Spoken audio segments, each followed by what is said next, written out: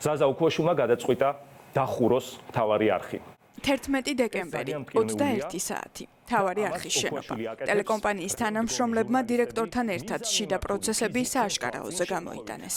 რუსული რეჟიმის მიერ თავისუფალი მედიის წინააღმდეგ დაწყებული ომი ახალ ფაზაში გადავიდა. ტელეკომპანიის თანამფლობელი ზაზა უქვაშვილი მთავარი არხის დახურვას ცდილობს.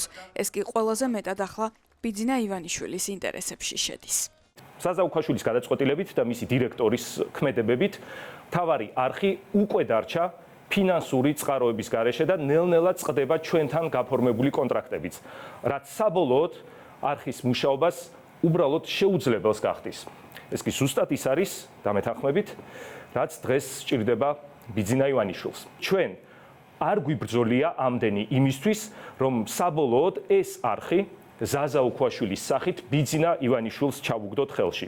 ამიტომ სადამდეც შევძლებთ, ისევ ვიბრძოლებთ და ვიქნებით ეთერში ჩვენი მაყურებლისთვის და ქართველი ხალხისთვის. მთავარი ხართ თქვენ, ეს ყოველთვის ასე იყო და ჩვენთვის მთავარია ბოლო წუთამდე ვიდგეთ ჩვენს კოლეგებთან ერთად ყველაზე ცხელ წერტილებში და მოგიყვეთ რა ხდება იქ, სადაც წყდება საქართველოს ბედი და ვერანაირი გოგი, ვერანაირი ზაზა და ვერც პუტინის მეგობარი ბიძინა ვერ შეგვაჩერებს. მთავარ არხზე შექმნილ კრიზისულ ვითარებას მარნეულის იზოლატორიდან ტელეკომპანიის ყოფილი თანადამფუძნებელი ნიკა გვარამია გამოეხმაურა. კოალიცია ცვლილებისთვის ლიდერის თქმით, ტელეკომპანიის ბედით დაშანტაჟება ზაზა უქვაშვილმა სწორედ მას შემდეგ დაიწყო, რაც გვარამიამ ტელეკომპანიის დატოვებისა და პოლიტიკაში წასვლის შესახებ გადაწყვეტილება მიიღო. ამის შემდეგ ოქვაშვილი გვარამიას ტელევიზიიდან წასვლას მხოლოდ იმ პირობით დათანხმდა, რომ კომპანიაში თანაბარი უფლებამოსილების მქონე დირექტორად მისი ნდობით აღჭურვილი პირი გოგი ქურდაძე დაინიშნებოდა. ნიკა გვარამიას თქმით, ზაზა უქვაშვილი მისი მეუღლისთვის, ნატო ჩხეიძისთვის ყოველთვიურად 15,000 ლარამდე თანხის გადახდას ითხოვდა. თავად ჩხეიძე კი პარტიული სიის ოცეულში ადგილებისთვის იბრძოდა. მას შემდეგ, რაც ამ შანტაჟზე უარი მიიღეს, არხზე ხელოვნური პრობლემების შექმნა დაიწყო. რა ვითარებაა ახლა? ამ წუთას ეს შანტაჟისტი გოგი ცხადია ოქვაშვილის მითითებით და უკვე სრულიად დარწმუნებული ვარ ივანიშვილთან გარიგებით არხს ფაქტობრივად ხურავს. საკმარისი ფული ანგარიშზე გაყიდვების სახლს აქვს სარეკლამო შემოსავლებიდან და გოგის ხელმოწერაზე უარის გამო, ასევე ბანკებში შეტანილი წერილების და პროკურატურაში შეტანილი საჩივრების გამო ფულს ვერ ურიგებენ თანამშრომლებს და ვერც სხვა ხარჯებს წევენ, მათ შორის კომუნალურ და ტელევიზიის ფუნქციონირებისთვის სასიცოცხლოდ მნიშვნელოვან ხარჯებს. რის გარეშეც ეთერის ტრანსლირებაც კი შეუძლებელი იქნება. ცხადია, რომ ეს ივანიშვილის თამაშის მოთამაშე ხალხი სხვა სამ ქვეყანაში არავის აწყობს მთავარი არხის დახურვა, ყველაფერზე წამსვლელია. ფაქტია, ერთი ხელმოწერის გარდა მისგან არაფერია საჭირო, არც ფული, არც რაიმე სხვა, მხოლოდ ხელმოწერა კანონიერის შემოსავლის კანონიერად განსაკარგად.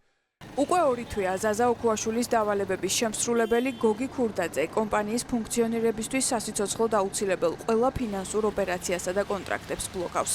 მთავარი არხის იურისტის დიმიტრი საძაგლიშვილის განმარტებით, ოქვაშვილი ქურდაძის ქმედებების შედეგად არხი დახურვის პირასაა. თავად ზაზა უქვაშვილი კი გიორგი გაბუნიასა და ნიკა გვარამიას ცილის წამებაში ადანაშაულებს და საპასუხო ბრალდებებზე საუბრობს. მთავარ არხთან დაკავშირებული პრობლემური საკითხი, რომელიც ნიკა გვარამიამ და გიორგი გაბუნიამ ასე მოულოდნელად გამოიტანეს დღეს საჯაროდ, არ ემსახურება არხის ინტერესებს და მის წინააღმდეგ გადადგმული ნაბიჯია. არხთან დაკავშირებით არავითარი ხელშემშლელი ან მიმდინარე პერიოდში რაიმე ნაბიჯი ჩემი როგორც პარტნიორის მხრიდან არ გადადგმულა, ხოლო პრეტენზიები, რომელიც არსებობს არხის მენეჯმენტის მიმართ, რამდენიმე თვეა იგივეა. უკვე 2 თვეზე მეტია ზაზა ოქვაშვილის წარდგინებით დანიშნული დირექტორი გოგი ქურდაძე არ აწერს ხელს არც ერთ აქტს კომპანიის ოპერირებისათვის აუცილებელი ხარჯების გაწევის თაობაზე და შესაბამისად ფიზიკურად ტელევიზია მოკლებულია საშუალებას გაწიოს ნებისმიერი ხარჯი, მათ შორის გადაიხადოს სახელფასო დავალიანება, ან გადაიხადოს რაღაც ჯანმრთელობის დაზღვევისთვის საჭირო თანხები და ნებისმიერი სხვა სერვისისთვის საჭირო თანხები, რასაც ტელევიზია იღებს. ჩვენ ვისმენდით წარმოუდგენლად აბსურდულ ბრალდებებს, რაც მათ შორის განცხადებაშიც ვნახეთ, რომ თითქოს და ფულის გათეთრება ხდება საზღვარგარეთ გადარიცხვის, ამაზე ჩვენ გქონია საუბარი და მათ შორის ვეკითხებოდით, რომ რომელი ტრანზაქცია მიაჩნდა საერთოდ. ერთი გადარიცხვა მაინც ეთქვა ქურდაძეს, თუმცა ცხადია ვერ გითხრა ასეთი ტრანზაქცია, იმიტომ რომ აი საზღვარგარეთ გადარიცხვები მაგალითისთვის რო ავიღოთ, არის ისეთი გადარიცხვები, როგორც არის პირობითად სატელიტზე გასვლისთვის, აზერკოსმოსისთვის, ანუ აზერბაიჯანის სახელმწიფო კომპანიისთვის თანხის გადახდა, ტელემუნდოსთვის სერიალების შესაძენად თანხის გადახდა და ანუ ყოველგვარ ლოგიკას არის მოკლებული უბრალოდ სასაცილოა, რომ ტელემუნდოს მეშვეობით ვინმემ ფული გაათეთროს. ქვეყნისთვის უმნიშვნელოვანეს დროს კრიტიკული მედია ქვეყანაში გადამწყვეტ როლს ასრულებს.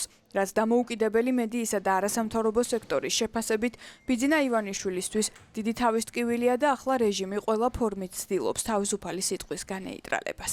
დღეს ვინმე დაინტერესებული არის, რომ კრიტიკული მედია გაჩუმდეს, უპირველეს ყოვლისა, რა თქმა უნდა, ეს არის ბიძინა ივანიშვილი და ოლიგარქი. ამიტომ ნებისმიერი ადამიანი, რომელიც ნებსი თუ უნებლიეთ და მე ეჭვმაქვს, რომ ეს ხდება მიზანმიმართულად, აკეთებს იმ საქმეს, რომელიც კრიტიკული მედიის დახურვას ემსახურება, რა თქმა უნდა, აკეთებს ივანიშვილის და ოლიგარქის საქმეს. ჩვენ სოლიდარულები ვართ ჩვენი კოლეგების, ჩვენ სოლიდარულები ვართ არხის მენეჯმენტის და იმედს დავიტოვებთ იმისა, რომ აი ამ ძალიან მძიმე მომენტში ბატონი ოქუაშვილი შეძლებს და არხის სხვა დამფუძნებლებთან და მენეჯმენტთან ერთად გამონახავს რაღაც საერთო გზას და საერთო ენას. როცა ასეთი არანორმალური ვითარება ქვეყანაში მთლიანად უკვე წლებია, როცა მედია არის მთავარი სამიზნე, როცა ბიზნესი, ყველაფერი ივანიშვილის არის, ეს არის ძალიან ლოგიკური, რაც ახლა მთავარ არხზე ხდება, პირველად ხო არ ხდება მსგავსი რამე, ხო?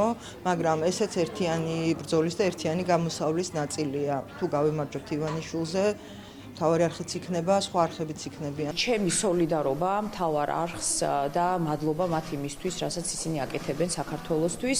რა თქმა უნდა, ეს ყველაფერი არ ხდება ტყუილად და რა თქმა უნდა, ამის უკან დგას კონკრეტული ინტერესები მართველი პარტიის. ეს არის კიდევ ერთხელ ვიმეორებ ძალიან კლასიკური ნაცადი მეთოდები იმისათვის, რომ თავისუფალი სიტყვა იქნას ჩახშობილი, მაგრამ დარწმუნებული ვარ, რომ მთავარ არხს და მის არაჩვეულებრივ გმირების ჯგუფს ისეთები აქვთ გამოვლილი, რომ არ მგონია, რომ ეს რამე შემაფერხებელი იყოს მათი შემდგომი საქმიანობის გაგრძელებისთვის. ქვეყნისთვის ასეთ კრიტიკულ მომენტში მთავარი არხის გარშემო შექმნილ ხელოვნურ კრიზისს პოლიტიკური ლიდერებიც ეხმაურებიან და ამბობენ, რომ ოლიგარქის გუნდის პროპაგანდისგან თავისუფალი მედიის განადგურება რეჟიმის დაკვეთის შესრულებაა. დღევანდელ შექმნილ კონტექსტში, როდესაც მსგავსი პრობლემები შეექმნა თავისუფლებისთვის მებრძოლ არხს და ჟურნალისტებს, რა თქმა უნდა, აქ 100-დან 100 ადამიანი იფიქრებს იმას, რასაც გუშინ ყვებოდა გიორგი გაბუნია. ამიტომ მე ვფიქრობ, რომ მთავარმა არხმა ბევრი ზემოდობის ჟამი გამოიარა, მაგრამ ის ყოველთვის იყო მართალი და ამ შემთხვევაშიც ამ წინააღმდეგობას გადალახავს. ივანიშვილს კარგად უნდა ესმოდეს, რომ საქართველოსგან რუსეთს ის ვერასოდეს შექმნის, ეს მათ შორის ქართველმა ხალხმა აჩვენა განსაკუთრებით ბოლო 2 კვირის მანძილზე და საქართველოში ყოველთვის იარსებებს კრიტიკული მედიაც. ნებისმიერი ნაბიჯი, რომელიც თავისუფალი მედიის მუშაობის შეფერხებას გამოიწვევს, არის გაუმართლებელი. რაც არ უნდა მიზეზი იყოს ამის უკან, იმიტომ რომ თავისუფალი მედია არის დღეს ჰაერივით საჭირო ამ ქვეყანაში.